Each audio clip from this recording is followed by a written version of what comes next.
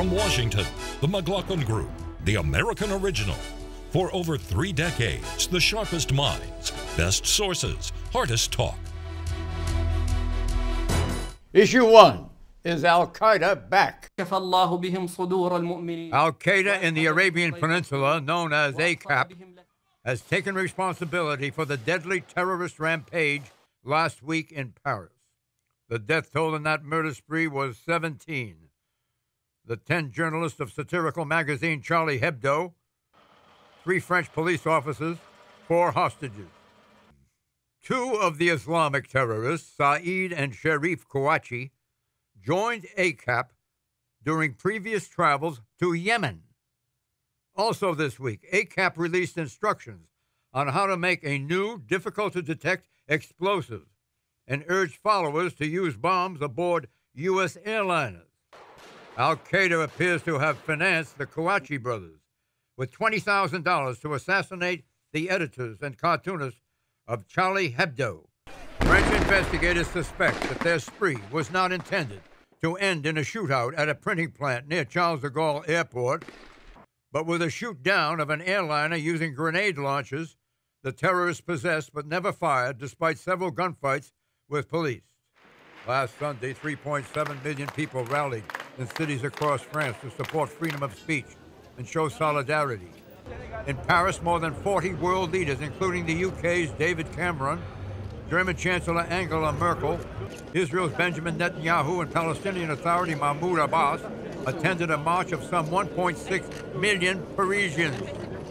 Conspicuously absent, any American official higher than the ambassador, an oversight the White House now says was a mistake. Some have asked whether or not the United States should have sent someone with a higher profile than the ambassador to France. And I think it's fair to say that we should have sent someone with a higher profile to be there. And the threat continues. Now Belgium. SWAT teams in Belgium launched a dozen raids, arresting 15 suspected jihadists at one location. 2 suspects were killed after they fired on police. The Belgian government says some of the suspects had recently returned from Syria and were planning to kill police officers. They may have been directed by ISIS. Question: is Europe entering a new age of terror? Pat Buchanan. I'm afraid it is, John, and one of the reasons is the huge success of this purposeful attack on Charlie Hebdo, where they went in and massacred the target they wanted to kill.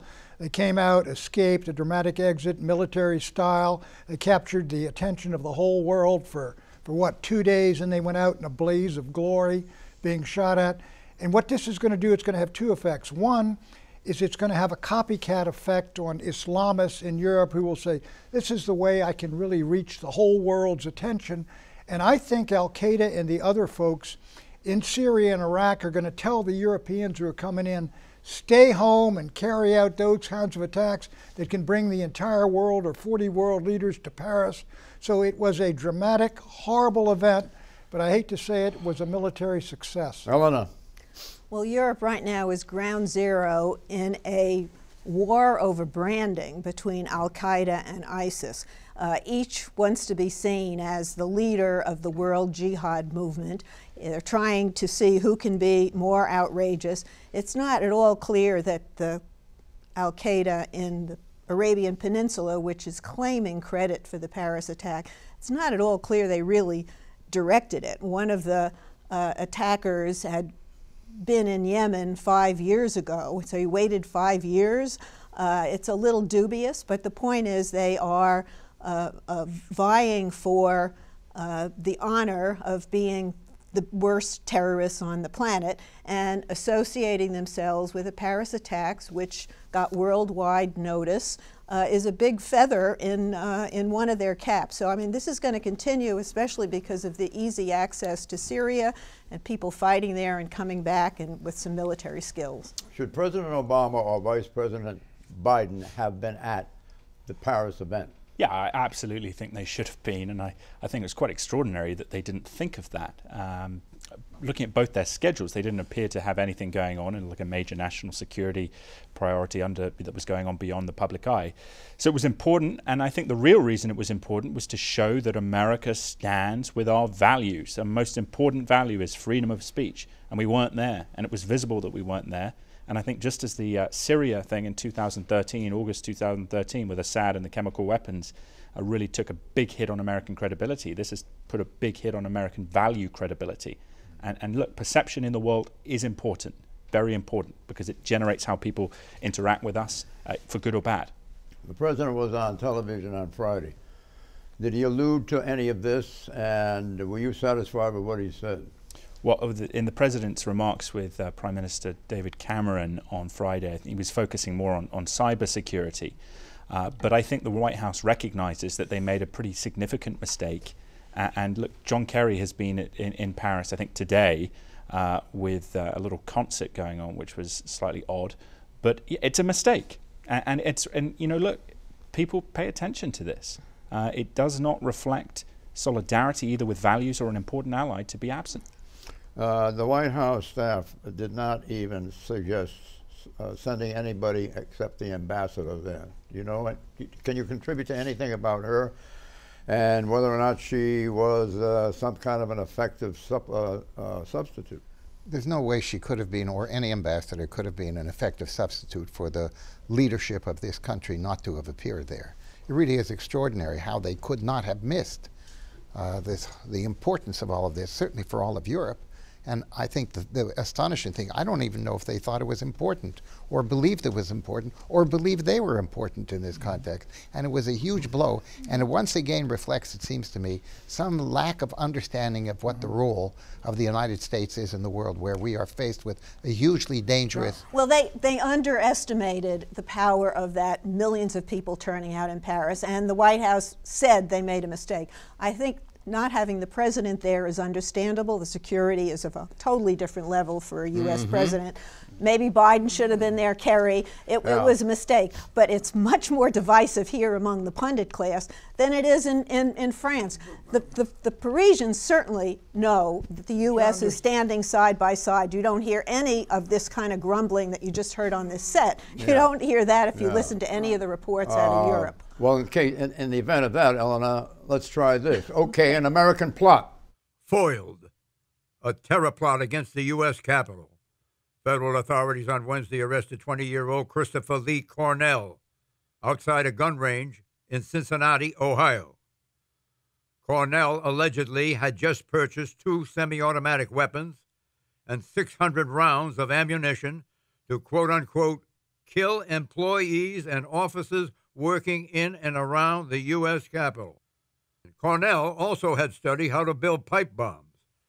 He's been on the FBI's radar since last summer, when he began posting messages and videos on the internet that expressed support for ISIS, the Islamic State. Cornell used the Twitter name Rahel Marus Ubeda. He sent a message to an FBI informant in August that stated, quote, "We should just wage jihad under our own orders and plan attacks," unquote. Investigators do not believe Cornell had any formal ties with ISIS or with other overseas radical Islamic groups. In other words, Cornell was acting alone. Question: Cornell proposed to carry out attacks on Congress as early as next week.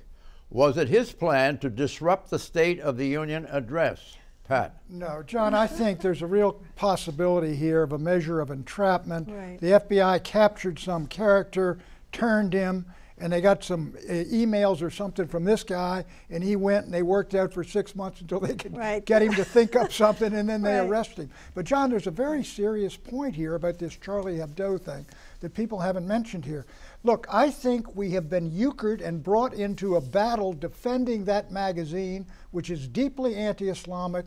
It slurs the prophet repeatedly, and instead of, you mentioned the First Amendment, fine, but I think if we are behind defending that, we're going to alienate every decent and moderate Muslim in the world who we want on our side in this war on terror. But Pat, don't you think there's a rot in political Islam, that this is that there is this idea that we should not be equivocating on free speech. I'm with you. Some of the stuff they do is despicable, and it has to be across the board. We got the right to free speech, but the question is, do you use it to insult the prophet? But that's up to the individual, I think. It has to be up to the individual. Well, finding that line between incitement and free speech is difficult, and in the case of this young man, he was a social misfit, kind of a loser. He's ranting and raving on Twitter. I'm glad the FBI is monitoring these sites because lots of dangerous things can come out of them. But then the FBI informant, suggests all this stuff to him, basically leads him to where he can find weapons, and then they swoop down and trap him. I agree, this is a major entrapment. I don't think Mr. Cornell poses a major threat to this country. Mama's boy. He said he's a mama's boy, 20 years old. And Eleanor's point is well taken. There is now a rivalry between ISIS, which took command when it captured Mosul and the huge area of Syria and Iraq. Now Al-Qaeda has carried off, or claims to carry off, the major, really, terrorist incident since 9/11. The two of them are going to be competing for world attention in the Islamic world, and they're going to compete by who can kill more in a more dramatic way. And what's so fascinating is it's very personal. Zarqawi, who was Osama bin Laden's successor, is now in a very personal fight, a religious fight, a political fight with Barghouti, if I'm pronouncing that correctly, with ISIS, who has proclaimed himself the emir of the believers. And so they're fighting for supremacy. What do you think about the Belgian development? Well, let me just say this. First, I want to go back to France for a second, okay? Because that was really an extraordinary statement on the part of the French and part of the people of that country, that freedom of speech and the freedom of the press was important. I mean, this wasn't the most important magazine in the country. And the fact is that the huge number, 2 million people showed up in Paris, another million in the countryside, to recognize it. The next day they arrested 54 people for hate speech. You know who didn't show up? I mean, this is an issue. That is an issue. They're hypocrites. There is hypocrisy. They went and arrested this comedian, this Cameroonian comedian, who's famous over there for hate speech, after 4 million march for free speech. That's totally free speech. That's totally What's mistaken. your point? But it shows the effort to find the line between hate speech and free speech. But we have issues in this country, and Europe has much tougher laws against hate speech than we have. Who didn't show up in Paris? The White House didn't have a high enough the president, represented. I think the vice president. I think you've beaten that issue into the ground, John. The White House apologized. The French are happy. We're in a unified war against a very serious foe here. If you're a unified war, that's why you do not use your freedom of speech to insult the prophet and the God of 1.6. You insult the prophet of Islam. You engage. You show your values. You show that we stand up for our values. They're rioting in Pakistan today. They won't let the magazine. They riot there all the time, and that's the rod of political Islam. That's not about us. Okay, if you say the whole Islamic world is rotten, how are you going to win their hearts and minds? I'm saying political Islam is rotten. That politicians use this as a whipping horse instead of engaging with issues like poverty, economics, social mobility. You mean that's good? Hold on, please. Hold on. Let's get an alternate. Needless provocation is really not necessary. Let's get back to the question of the no-show of the president or the vice president in Paris. They should have sent. They should have sent. I think the Secretary of State, who's very popular, and Bill Clinton. And Bill Clinton. They should have. They should have had some senior representative of this country at that particular ceremony, okay? Like it or not. You can justify it in any way you want. The whole world recognized that this was a huge mistake. This country also recognized it. So and does the White House. They've already apologized. What more do you want them to do? I want them to be able to think about this in advance. Well, so that why didn't they go? Yes. Because one, security concerns with the president, I think, are totally valid. They go to Pakistan. I wouldn't make that case with the vice president or anyone else.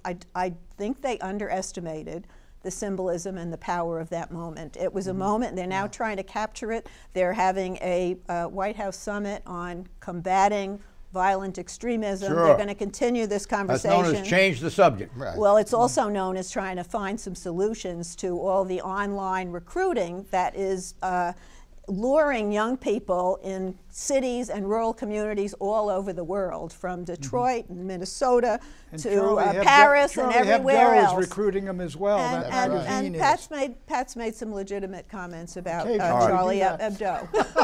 Excuse me. Issue 2, Barack's India adventure. Annual trade in goods and services between the United States and India has grown nearly 5-fold since 2000 alone. Bilateral foreign direct investment now stands at nearly $30 billion. And our trade and investment supports hundreds of thousands of jobs in both of our countries. Secretary of State John Kerry last week addressed a conference in India, a democracy the size of Western Europe, with a population of over 1,250,000,000 people. India's main exports are petroleum products, precious minerals, machinery, iron, and steel. India's estimated per capita GDP, gross domestic product, is $4,000. In contrast, American per capita is $52,800. These statistics matter because President Obama will visit India later this month, and it's a big deal. For the first time ever, India has invited an American president to be the prestigious guest of honor at its annual Republic Day parade. The U.S. Secret Service is gearing up. The press is reporting that President Obama will travel in the parade in his heavily armored limousine, as is the custom, side by side with the Indian president. India is the world's largest democracy, and it is now led by passionate economic reformer Prime Minister Narendra Modi. President Obama wants to be on the good side of what may become the world's next superpower. Secretary of State Kerry is a big believer in the future of Indian-American relations. The fruits of this kind of partnership are extraordinary, and the supply chain for goods and services now stretches not just one country to another, but between many different countries. Here's the truth, and this is what is important at a meeting like this. We can do more together, and we must do more together, and we have to do it faster. Question, should Americans be excited that President Obama is attending India's Republic Day parade? Is this a sign of a new special relationship? Mort Zuckerman. Actually, it is. We've had deteriorated relations with India for quite a while, and this is a very important day for them, and that she is attending is an important event. Yeah, I agree with that. The other thing is that there is a rapport between President Obama and the leader of India, and that also is going to be very helpful. Mm-hmm. So they're a huge factor. They're a very important country for us. They're a huge manufacturer of all kinds of good things. They're an important ally, so I think it's very good that we have a healthy relationship. It's a key part of the president's pivot to Asia as well. And the president really didn't pay enough attention to Asia during most of his presidency. He's making up for lost time. It also doesn't hurt that there is a growing Indian American population in this country. They're wealthy, they're politically engaged, and they're kind of up for grabs between the two parties. So there's some domestic political payoff for this, in addition to the economic fruits that John Kerry talked about. You mean you favor Americans being the home of wealthy people from other parts of the world? You like to have a lot of wealthy. I like having lots of wealthy Americans, and I like having. I'd like to see the wealth gap narrowed. I'm just pointing out that there are a lot of Indian Americans in this country, and they're doing very well, and they're a political prize. Do you have something to say on this? Yeah, I think it's a very important relationship for a lot of the reasons mentioned in terms of the economic relationship. I hope we need to get India more wealthy, which I think, Pat is going to be concerned about the globalization angle. But look, as India gets more wealthy, they will buy more American goods where we have a comparative economic advantage. The relationship is important for that reason. It's important because India is a major democracy, has issues in terms of class culture. But if we can resolve some of these, we can have a huge economic relationship and a huge strategic relationship, both in the Indian Ocean and again, with concerns about China and Russia. That's he's trying to cut you off, but I'm not going to let him. Right. What's the story on India's economy? I think it's growing. Narendra Modi is trying to reform a former, essentially like a governor, and his economic reforms in terms of cutting the bureaucracy, opening up for foreign investment, reducing some subsidies is very important. We'll have to see what happens with that. Well, the World Bank just issued new projections forecasting Europe to be near recession, Russia in a steep recession, Brazil dropping to about 1% growth, China dropping to about 7.1% growth, and India growing a respectable 6.4%. What do you make of that? India's not in the league with China or Japan or Europe, John. What India wants is the United States. Basically, they're looking up north at China, which controls some of their territory. Chinese submarines are appearing in the Indian Ocean. They want the Americans brought in as a counterweight. We used to be aligned with Pakistan in the Cold War. Now I agree we ought to move close to India, sort of economically good relationships, but the idea of any kind of military alliance is out of the question, unwise and foolish. Well, for one of your next columns is if the economic trends in India and China continue to grow at their present rate, India will outrank China. No, it's going to be a long, long time. China's still growing at 7.5%, and by some standards, World Bank, they're equal to the United States. Chinese growth is dropping and may fall below 7% next year. Meanwhile, in just a moment, India's growth has risen to 6.4%. And if it accelerates again next year, India may soon be growing faster than China. Well, what do you think of that? I think they're exaggerating about their economic growth. They have major wealth inequality between rural and urban areas and huge political pressures under the surface because of the absence of freedom and the power of the central state. I have one final question on this, Eleanor. Which car will these two presidents ride in? The president never travels in any car other than the one that comes from the White House. Secret Service. And if Modi doesn't travel in that one, he's going to travel in another car. As good as the one. As good as the president's car. Do you know anything about the president's car? I've been in it. What's it weight? It's heavy as it can be. I've been on a plane where they flew it. It's bulletproof and bomb-proof. It is indestructible. You think Modi will be in the president's car? The president of India. He's the prime minister. Issue 3. The cyber wars. When the McLaughlin Group first aired, there was no internet. We, the public, were still over a decade away from internet access. Today, the internet offers information that is almost infinite. Likewise, business and social opportunities on the net.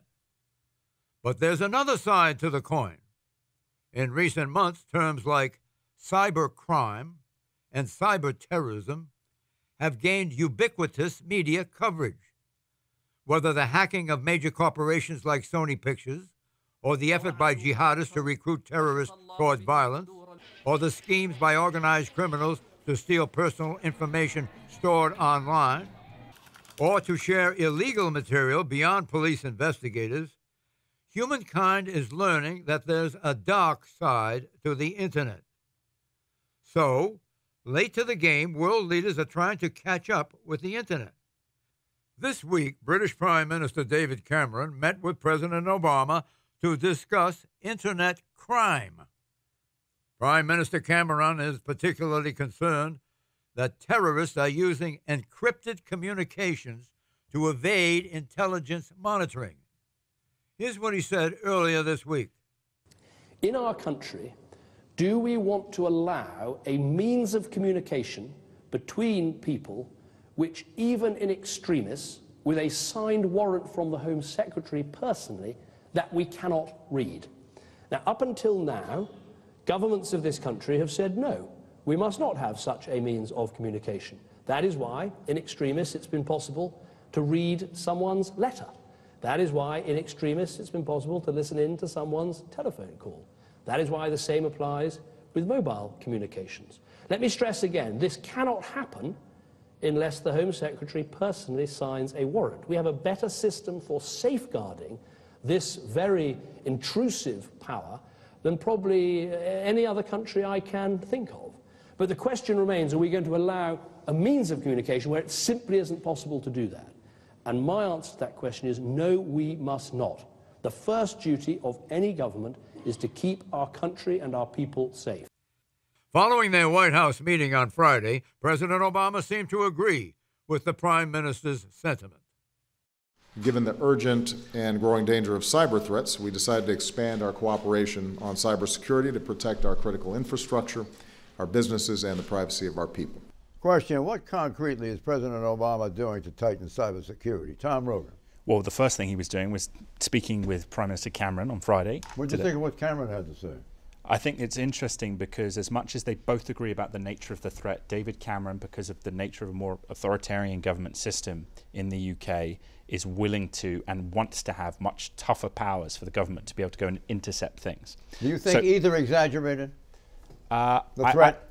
No, I don't think they did. I disagree somewhat with Prime Minister Cameron because I think the tradition there in the UK of politicians being able to sign warrants is not a good one for the United States to copy. I also have concerns about some of the things the British government is doing in terms of restricting access to different platforms. But look, technology has to be compatible with intelligence gathering activities in a legal way. I think there's a middle line between what the President would be willing to accept and the Prime Minister. Look, That's John, very good. That's much better than some of his explanations. Yeah, John, let me say that, look, Cameron made a very powerful, persuasive case that we ought to have a right to, in extremis, listen to phone calls, intercept emails, all the rest of it, he's right. But we live in a libertarian age, and I can tell you the desire of people to have their communications confidential is enormously powerful, and the ability to encrypt them, people are going to take advantage of it and use it, and I don't think he's going to be able to change that legally. Well, we can tap phones, and that's done legally, and the internet is a new form of communication. There should be what they call a backdoor into monitoring some of these communications.